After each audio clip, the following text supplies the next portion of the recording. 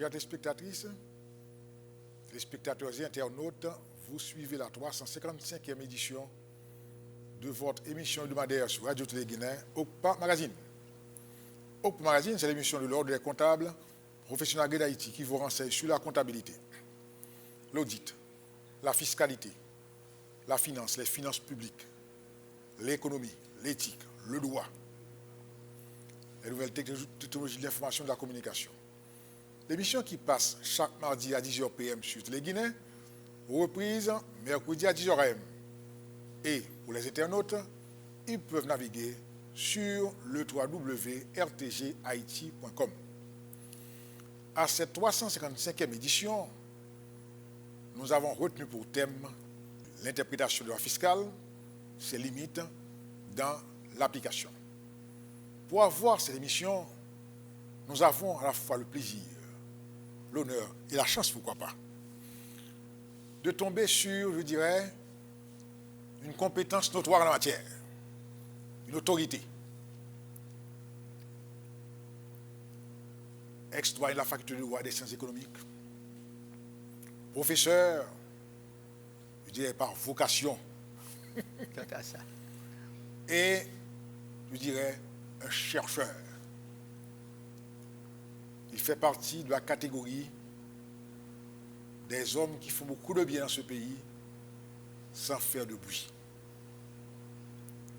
Je veux citer le professeur Dr Gélin Kolo. Professeur Kolo, bienvenue à l'émission. Merci, cher ami, pour cette invitation, d'une part, et cette brillante présentation, d'autre part.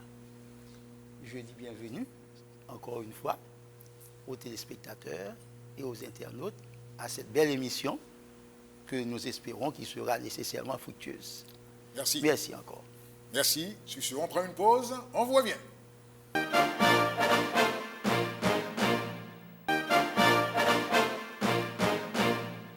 Chères téléspectatrices, téléspectateurs et internautes, comme d'habitude, nous vous renseignons sur les activités de l'Ordre des comptables.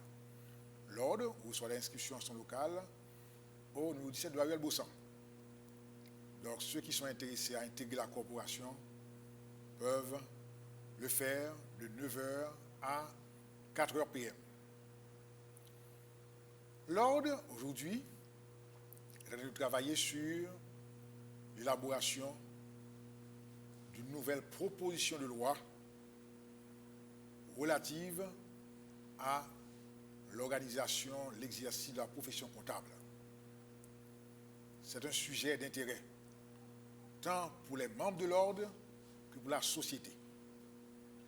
Donc, c'est une initiative d'une grande importance et nous espérons recevoir sous peu le Conseil de l'ordre de façon à débattre de cette question publiquement. À chaque émission, nous vous apportons aussi quelques éléments essentiels aussi dans la pratique administrative. Eh bien, un petit rappel, du 1er au 15 novembre, les employeurs devront retenir sur leurs employés 1000 gourdes au titre du matricule fiscal. Donc, nous espérons qu'au niveau de la Direction générale des impôts, eh bien, le paiement fait par l'employeur permettra aux employés de récupérer leur matricule fiscal de façon à ce qu'il n'y ait pas de double emploi. Donc, nous encourageons les employeurs à accomplir cette formalité dans le délai imparti, du 1er au 15 novembre, parce qu'au-delà du 15 novembre, il y aura des pénalités. Le thème de l'émission du jour, de l'application des lois fiscales, c'est limite de l'application. Interprétation d'un côté, application de l'autre. Qui peut interpréter la loi fiscale? Est-ce l'administration? Qui doit l'appliquer? Il n'y a pas de doute. L'administration. Qui peut interpréter le contribuable, est-ce que dans ce jeu entre l'interprétation et l'application, eh bien, où se trouve le mot du droit? Professeur Colo, c'est la première question. Quel est le mot du droit entre interprétation et application de la loi fiscale? Bien, merci, mon cher ami. Et tu me permets quand même de te féliciter pour le travail que tu as accompli. Merci. Et le travail a double point de vue. D'abord, de publication. Le code fiscal est un instrument très utile, indispensable d'ailleurs, tant pour le contribuable que pour le chercheur. Je m'en suis servi et heureusement, tu as fait ce travail de mettre à la disposition des chercheurs, des étudiants, des contribuables, de l'administration, les textes fiscaux. Donc tu fais un travail extraordinaire. Mais j'ai encore à considérer la mise à jour de ce texte. C'est tous les 2 ans peut-être, ou un petit peu plus. Mais même les pouvoirs publics, quand ils font sortir des documents, ils n'ont pas toujours la possibilité de faire la mise à jour. Et toi, tu fais la mise à jour tous les 2 ans ou peut-être 3 ans. C'est extraordinaire. En tout cas, félicitations. Merci. Félicitations également pour cette belle émission. Merci. Je l'ai suivie avec beaucoup d'intérêt et je crois que ça fait du bien. Et voilà, tu viens de faire passer une information extrêmement importante qui intéresse tant les employeurs que les employés. Et donc, grâce à toi, tu fais beaucoup de bien, sans faire du bruit, toi non plus. Merci. Bien, alors la question en débat est une question d'extrême importance et d'extrême sensibilité. Parfois, les juristes et même les avocats ne prennent pas le temps de faire la différence entre l'interprétation et l'application des lois, dans tous les domaines, et plus particulièrement dans ce domaine sensible qui est le domaine fiscal. Il y a peut-être des raisons à cela. Premièrement, on peut ne pas voir l'intérêt pratique de cette distinction. Deuxièmement, il arrive assez souvent que le même organe, la même instance, par exemple l'instance judiciaire, interprète et applique, en sorte que, en passant de l'interprétation à l'application, sans transition, on a comme l'impression que les deux forment un tout. Il n'y a pas de recul. Il n'y a pas de recul. Mais il y a nécessairement une différence entre interprétation et application. D'abord, la différence, on peut la trouver dans le texte constitutionnel. Les rédacteurs n'ont peut-être pas voulu rentrer dans beaucoup de détails, mais on comprend que dans le texte constitutionnel, déjà à l'article 128, il y a une différence amorcée, tout au moins, entre l'interprétation et l'application, et on va approfondir cette différence sans rentrer dans les détails, mais on comprend bien mieux cette différence en évoquant l'article 158 du même texte constitutionnel. Alors, que dit l'article 128 de la Constitution? L'article 128 dit clairement que l'interprétation des lois par voie d'autorité relève du Parlement, appartient, pour employer le verbe de la Constitution. L'interprétation des lois par voie d'autorité appartient au pouvoir législatif, au Parlement. Il faut remarquer 2 choses. La première, c'est que c'est une interprétation d'autorité. D'autorité. Ce qui veut dire, en deuxième lieu, c'est qu'il n'y a pas nécessairement exclusivité d'interprétation au Parlement. Il y a nécessairement une possibilité d'interprétation par autre organe, dont nous ferons mention tout à l'heure, mais de toutes les interprétations, celle qui est d'autorité est donnée par le Parlement. Et l'article 128 précise que cette interprétation est donnée dans la forme d'une loi. D'où ce que nous appelons loi interprétative. Si tu me permets de faire une toute petite parenthèse pour montrer en quelque sorte il y a une certaine anormalie dans la rédaction de la Constitution, c'est que là, il est dit que l'interprétation d'autorité est donnée sous forme de loi, ce que nous appelons loi interprétative. D'accord. Mais à l'article 51 de la Constitution, il est dit que la loi ne dispose que pour l'avenir, elle n'a pas d'effet rétroactif. Et donc, la seule exception prévue par la Constitution, c'est en matière pénale, quand la loi est favorable à l'accusé. C'est une anomalie grave, parce que par essence, la loi interprétative est rétroactive. Ce qui veut dire que la Constitution a limité à une seule matière, la matière pénale, quand la loi est favorable à l'accusé, alors que par essence, en principe, une loi interprétative est nécessairement rétroactive. Pourquoi? Parce qu'elle fait corps avec la loi qu'elle interprète. Okay. À supposer, par exemple, qu'il y ait une loi qui date de 2000 et que cette loi a toujours été l'objet de mésinterprétations, de controverses, etc.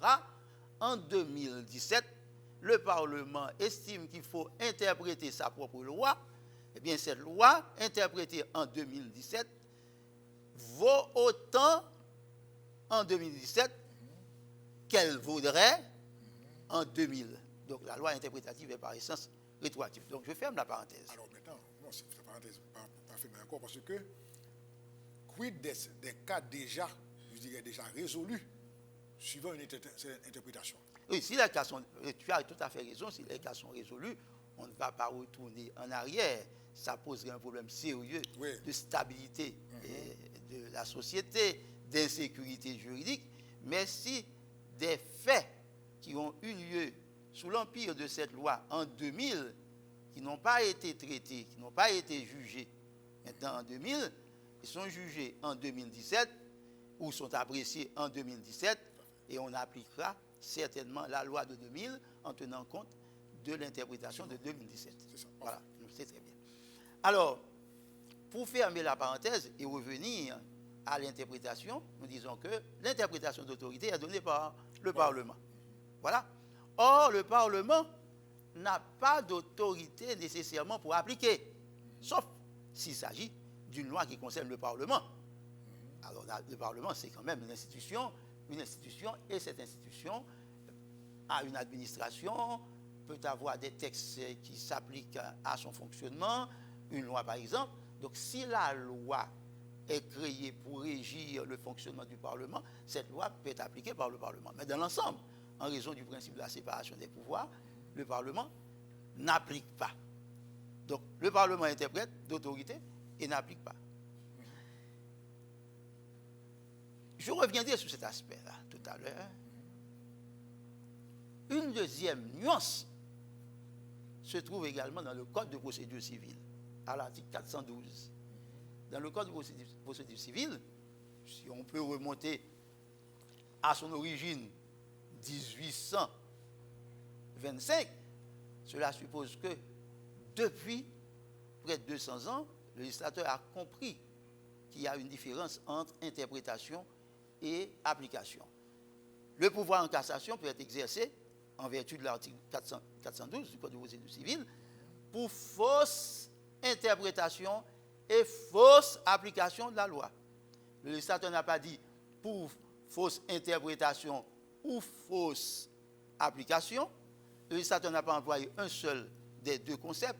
Le législateur a dit que le pouvoir en cassation peut être exercé pour fausse interprétation et fausse application. Cela signifie, a fortiori, les deux concepts sont tout à fait distincts. Maintenant, si on revient encore une fois à la Constitution et à l'article 158, là, c'est encore plus clair.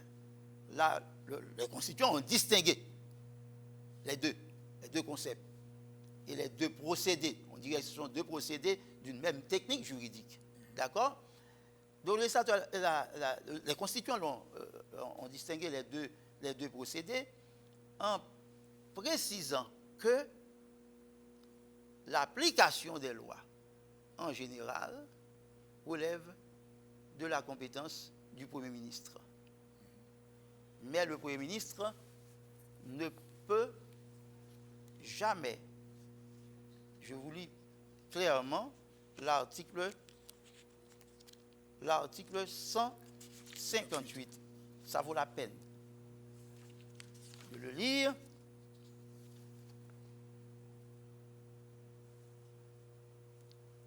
Le Premier ministre, en accord avec le président, choisit les membres de son cabinet ministériel, etc. etc.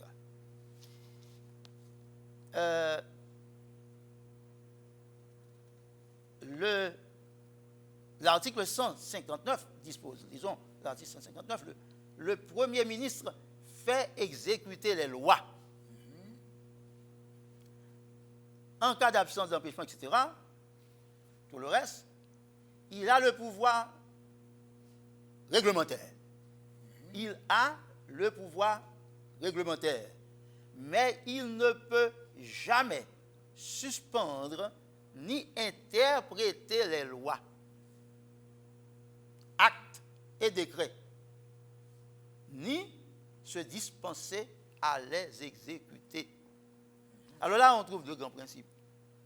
Le premier principe, c'est le principe du pouvoir réglementaire d'application. Par opposition à un certain pouvoir réglementaire autonome. Ça existe quand même dans d'autres systèmes de droit. Par exemple, en France, vous avez deux pouvoirs réglementaires. Un pouvoir réglementaire d'application, c'est-à-dire c'est l'exécutif qui intervient pour l'application de la loi et qui prend un règlement. Et puis vous avez un pouvoir réglementaire autonome. C'est dans des cas, par exemple, les cas de création de taxes parafiscales, où le gouvernement peut, par décret, sans passer par une loi, créer cette taxe parafiscale en vertu d'une disposition constitutionnelle. Ça, c'est ce que nous appelons le pouvoir réglementaire autonome. Le pouvoir réglementaire autonome n'existe pas dans la Constitution haïtienne. Ça n'existe pas. Le pouvoir réglementaire est d'application, c'est-à-dire en vertu de l'application d'une loi, pour cette application, l'exécutif peut prendre un règlement, c'est-à-dire sous forme d'arrêté, si vous voulez, circulaire, tout dépend. Ça peut être un règlement, mais nous appelons ça règlement d'application.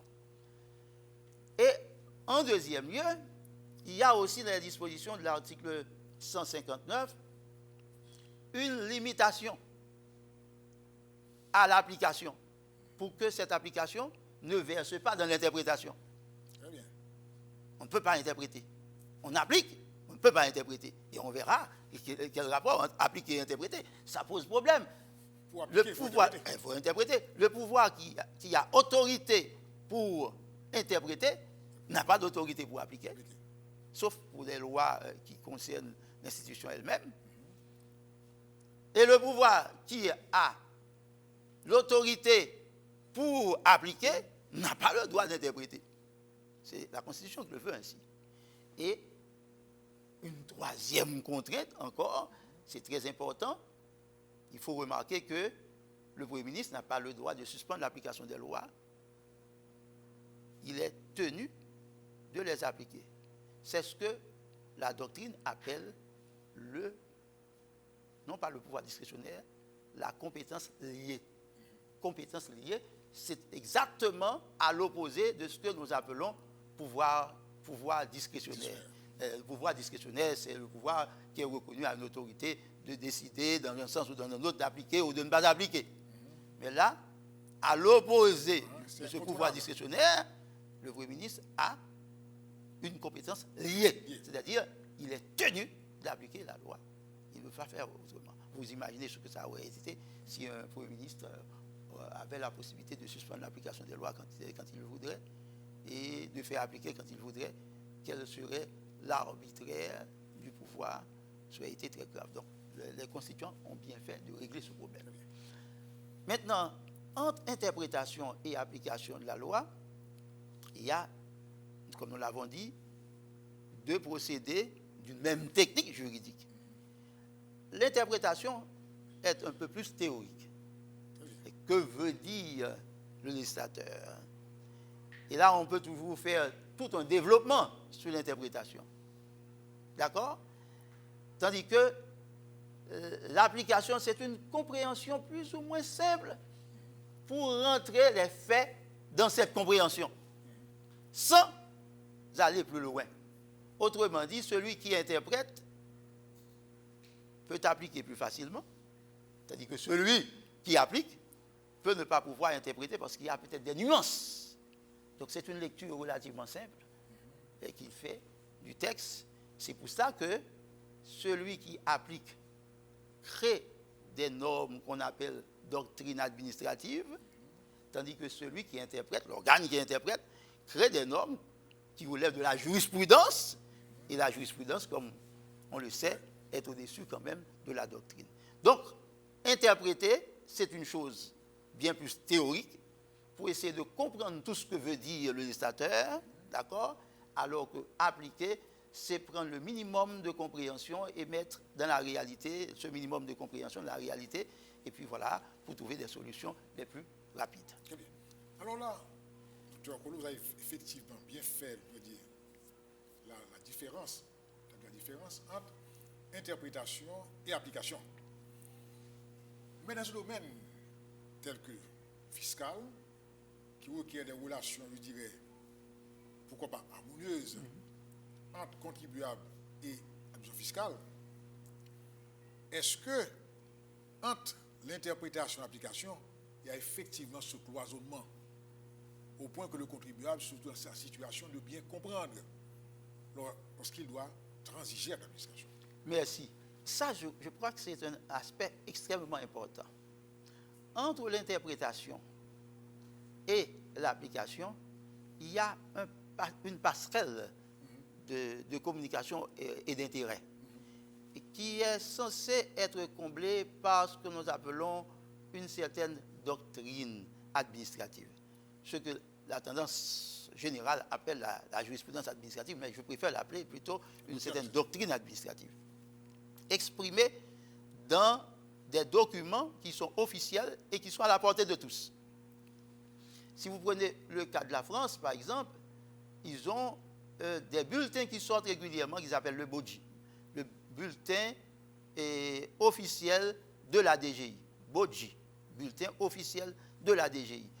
Et dans ce bulletin officiel, vous avez un ensemble de réponses à des préoccupations des contribuables. C'est une lecture simple, n'est-ce pas? Je ne dis pas simpliste, mais au moins simple, de la manière d'appliquer la loi fiscale, la manière de procéder de l'administration fiscale et qui est portée à la connaissance du contribuable, premièrement. Deuxièmement, vous avez également en cette matière les réponses ministérielles.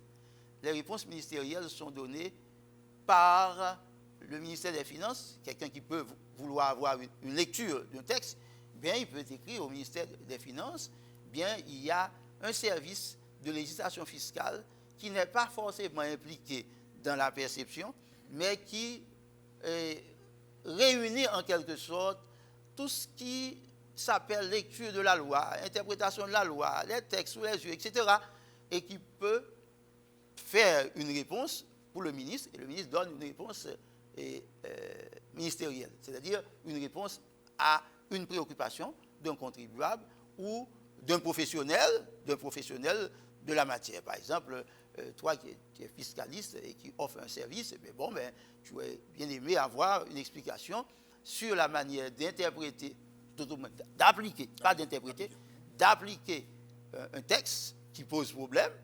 Eh bien, tu fais une lettre de demande de réponse ministérielle et le ministre, pas lui-même en personne, comme je l'ai dit tantôt, oui, mais il a quand même une équipe qui va s'occuper de ça et qui va rédiger cette réponse ministérielle. Donc ça porte l'application de la loi à la connaissance des contribuables. Parce que le contribuable ne peut pas être surpris.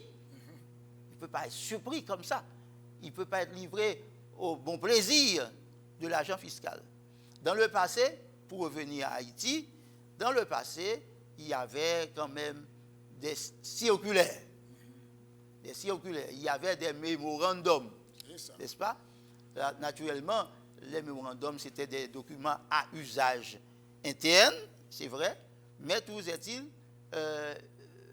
il y avait une façon commune de comprendre l'application du texte, en sorte que chaque agent fiscal ne peut pas faire comme il voudrait. Parce qu'il y a un mémorandum.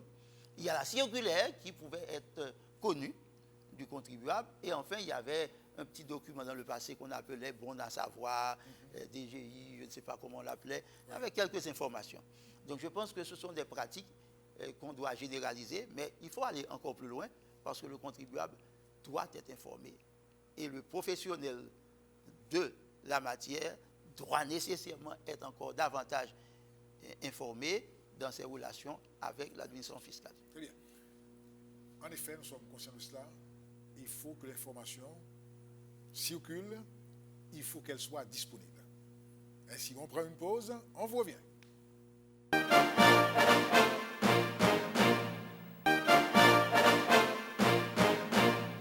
Chers téléspectatrices, téléspectateurs et internautes, vous suivez la 355e édition de votre émission hebdomadaire sur Radio Télé Guinée, Okpa Magazine.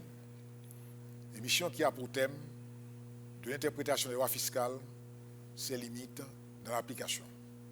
Notre invité, professeur Gélé Kolo, docteur en droit, il faut le dire, et aussi auteur du traité de droit fiscal. C'est vraiment un ouvrage de référence et encore une fois, ce sont des initiatives qui sont celles de la foi. Dans un environnement très difficile, où il faut écrire, publier et supporter le coût. Félicitations. Merci. Kolo. Merci. Au cours de la première partie de l'émission, le professeur Kolo vous a expliqué clairement, référence à l'appui, la différence entre les deux concepts d'application et d'interprétation. Alors je dirais, pour appliquer, il faut interpréter. Mais là, il a bien dit une lecture simple de la loi. Et l'autorité d'interprétation, eh bien, elle incombe au Parlement. Ça veut dire que l'on veut qu'il y ait du recul entre la technique d'interpréter et celle d'appliquer. Deux techniques juridiques. Donc, cela signifie que la lecture de celui qui interprète, de celui qui applique, peut prêter à confusion, peut ne pas être objective, cette lecture-là. Donc, M. Kolo, là tu as ouvert du vide. Comme le Parlement ne fait pas ce travail d'interprétation, donc c'est comme si de fait, le droit d'interpréter est dévolu à l'autorité d'exécution, à l'organe de l'exécution. Donc comment dans la pratique peut-on freiner ou régler ce problème? Bien. Alors, merci pour le rappel de l'essentiel de ce qui a été dit et pour cette nouvelle question. Comme nous l'avons annoncé tout à l'heure, c'est qu'il n'y a pas exclusivité. Le Parlement n'a pas l'exclusivité de l'interprétation. Mais l'interprétation par voie d'autorité, c'est-à-dire celle qui s'impose sur toutes les autres. Tout à fait. Et alors, parmi les autorités interprétatives, on peut d'abord et surtout mentionner l'autorité judiciaire. L'autorité judiciaire interprète sous forme de jurisprudence. En matière fiscale, jusqu'en 1987, l'autorité judiciaire qui était supposée être compétente pour interpréter les lois fiscales, c'était la Cour supérieure des comptes et du contentieux administratif. J'ai dit jusqu'en 1987 parce que la Constitution de 1987 va changer un peu les donnes. Mais malheureusement, la Cour supérieure des comptes et du contentieux administratif, pour moi, n'avait pas vraiment créé une jurisprudence. Pour la simple et bonne raison que je n'en connais pas tellement les décisions, où il n'y a pas beaucoup de décisions. Je n'en connais que deux pratiquement. Deux décisions de la Cour supérieure des comptes et du contentieux administratif, et qui n'ont pas véritablement créé jurisprudence en matière fiscale. Pas du tout. D'ailleurs, il y a une qui ne concerne même pas la matière fiscale. À partir de 1987, la Constitution, dans les dispositions de l'article 200-2, prévoit que les arrêts rendus par la Cour supérieure des comptes et du contentieux administratif ne sont susceptibles que de pouvoir en cassation. C'est-à-dire que à partir de 1987, l'organe juridictionnel chargé de créer la jurisprudence en matière fiscale comme en toute autre matière administrative ou en toute autre matière civile, pénale et autres, c'est la Cour de cassation de la République. Bien évidemment, un arrêt de la Cour supérieure des comptes et du contentieux administratif peut aussi être compté parmi les éléments de création de jurisprudence, comme on peut toujours évoquer par moment un arrêt de cour d'appel. Donc on pourrait évoquer tout au moins par moment un arrêt ou des arrêts de la Cour supérieure des comptes, mais l'essentiel, ce serait d'évoquer les arrêts de la Cour de cassation en matière fiscale, parce que les décisions rendues par la CSCCA en matière fiscale seraient susceptibles de pouvoir en cassation, et si le pouvoir est exercé et que la Cour de cassation rend des arrêts, mais les arrêts créent une jurisprudence en matière fiscale. Malheureusement, là encore, on n'a pas une jurisprudence en matière fiscale créée par la Cour de cassation de la République. C'est bien dommage. Il ne faut pas le reprocher à la Cour de cassation. Je ne veux pas avoir l'air de reprocher ça à la Cour de cassation, qui d'ailleurs fête son bicentenaire. La faute est peut-être dans nos habitudes d'accepter tout, etc. Et bon, voilà, c'est ça. Parce que la Cour de cassation ne peut pas créer des procès. Il appartient à des contribuables victimes de s'adresser à la justice et d'aller jusqu'en cassation pour obtenir des décisions. Et ces décisions pourraient faire avancer la jurisprudence et le droit. Parce que j'ai tendance à dire que les procès constituent la pathologie du droit. De même que les pathologies médicales font avancer, la pathologie médicale fait avancer la médecine, de même les pathologies juridiques font avancer le droit. C'est-à-dire quand il y a des procès, bon, ça fait avancer le droit. Donc, la Cour de cassation n'a jamais été saisie très régulièrement de litiges de pouvoir pour rendre des arrêts créateurs de jurisprudence. Donc, il n'y a pas de jurisprudence à avoir été créée. Néanmoins, dans toute la panoplie des décisions rendues par la Cour de cassation de la République, en toute matière, matière civile, matière commerciale, matière pénale, il y a quand même des arrêts qui se prononcent quelque part sur l'application d'une loi fiscale. Et par exemple, je peux citer l'arrêt du 17 novembre 1983, c'est un arrêt qui fait date, et qui précise que les lois fiscales sont d'interprétation stricte. Il y a deux autres aussi qui ont précisé que les lois fiscales sont des lois d'ordre public. Et donc, d'interprétation stricte. Voilà quand même quelque chose que l'on peut tirer a fortiori dans la recherche des textes jurisprudentiels. On peut quand même trouver ça comme un élément de jurisprudence très utile pour éclairer l'interprétation des lois fiscales en Haïti. Donc, il y a cet organe-là, la Cour de cassation. D'abord, la Cour supérieure des comptes, et à partir de 1987, la Cour de cassation de la République. Est-ce à dire que dans le vide de la jurisprudence, dans le vide législatif, l'administration intervient et y supplée?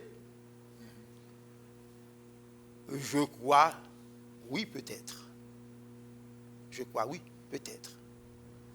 Et il faut regarder à la loupe, observer ce que l'administration fait. Et ce que l'administration fait dans l'application des lois fiscales, vaut-il bien plus qu'une application, mais une interprétation? C'est la grande question. Ah là, c'est la grande question. Et il faut faire du cas par cas, regarder dans chaque cas. Et si on regarde dans chaque cas, où dans certains cas, on se rend bien compte que l'administration interprète et non applique, même s'il y a un minimum d'interprétation, mais l'administration va très très loin, eh bien là, il faudrait créer un contentieux et aller vers l'organe juridictionnel qui s'imposerait par son interprétation, à défaut d'interprétation législative.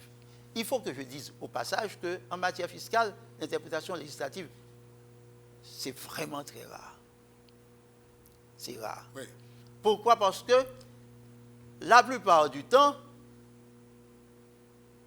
les lois fiscales, je ne veux même pas la plupart du temps, dans la réalité même constitutionnelle, la disposition constitutionnelle, les lois fiscales ne sont jamais des textes proposés par le Parlement. C'est jamais une proposition de loi. Et d'ailleurs, l'article 111 de la Constitution, notre Constitution haïtienne, ne permet pas que le Parlement prenne l'initiative des lois fiscales. L'initiative des lois, en général, appartient et à l'exécutif et au législatif. Mais en matière fiscale, l'initiative appartient exclusivement à l'exécutif. Et l'exécutif exerce cette prérogative à travers l'administration fiscale, soit le ministère des Finances, soit la Direction générale des impôts, la douane, en tout cas le tout compris, l'administration fiscale.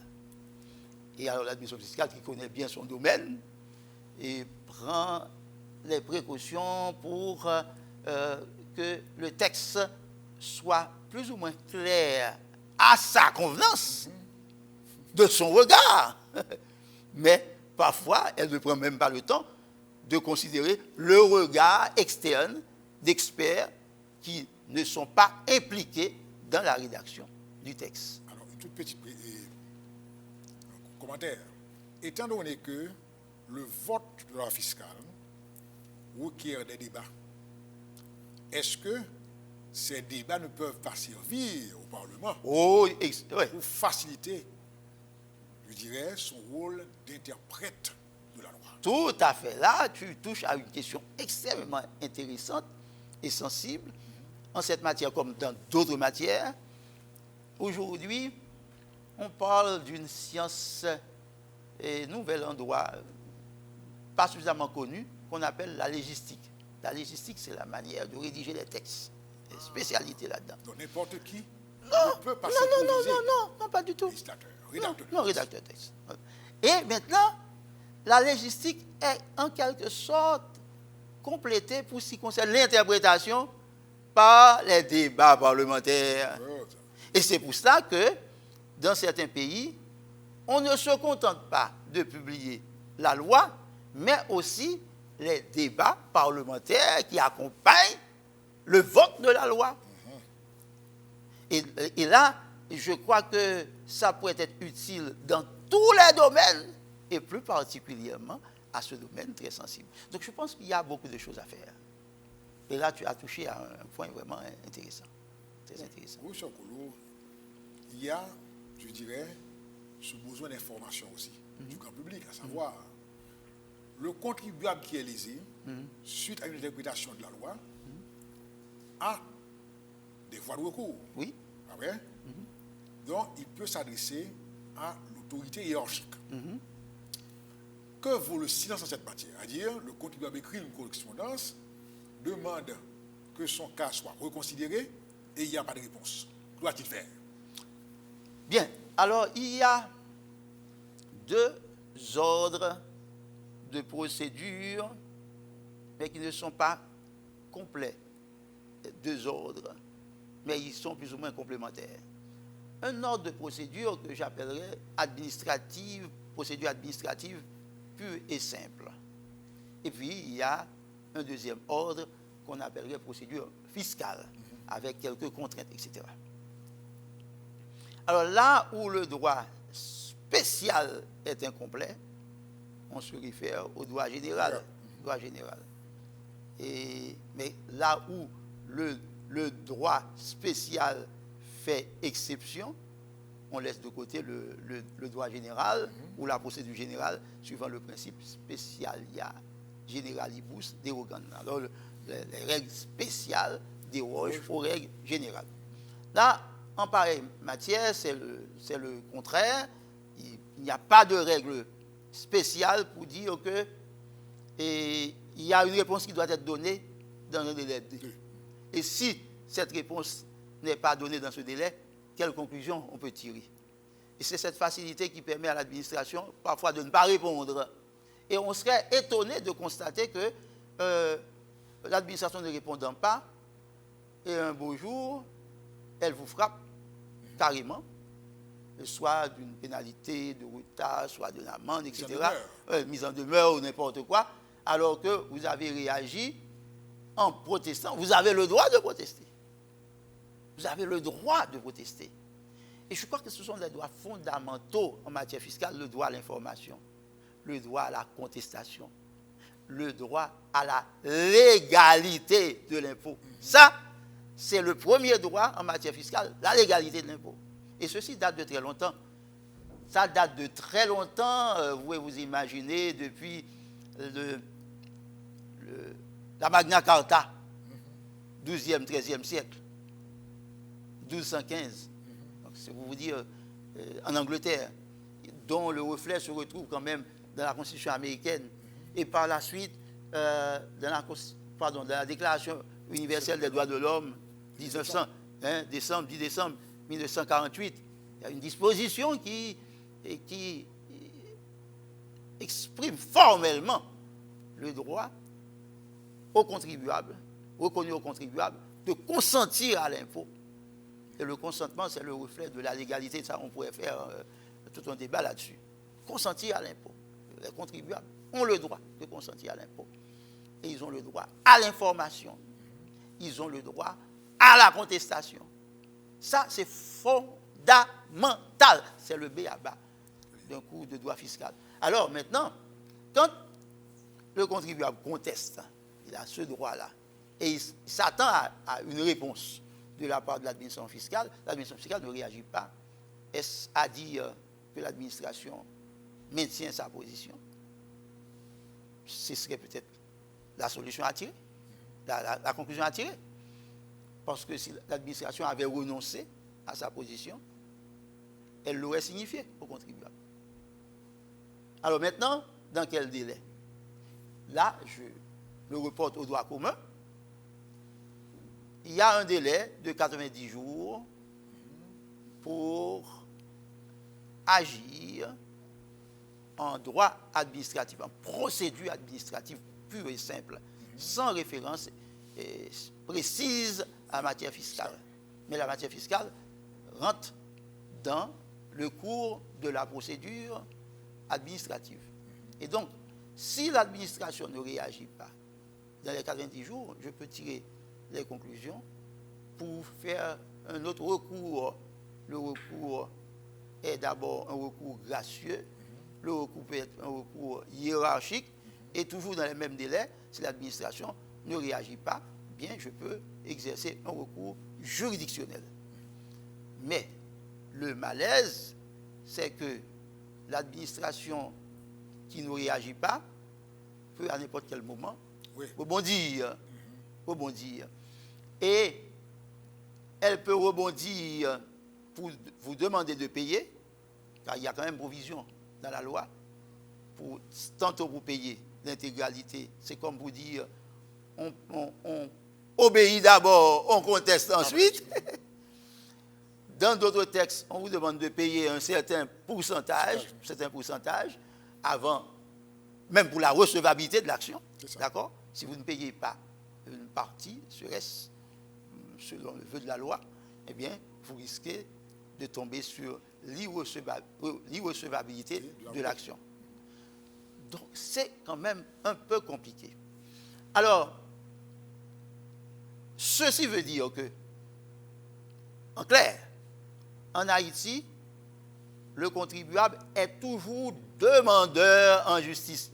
S'il veut contester, s'il y a une contestation de ce que fait l'administration, le contribuable sera toujours demandeur en justice. Et s'il est toujours demandeur en justice, vous imaginez, c'est à lui de fournir la preuve. Et parfois, il y a des preuves négatives.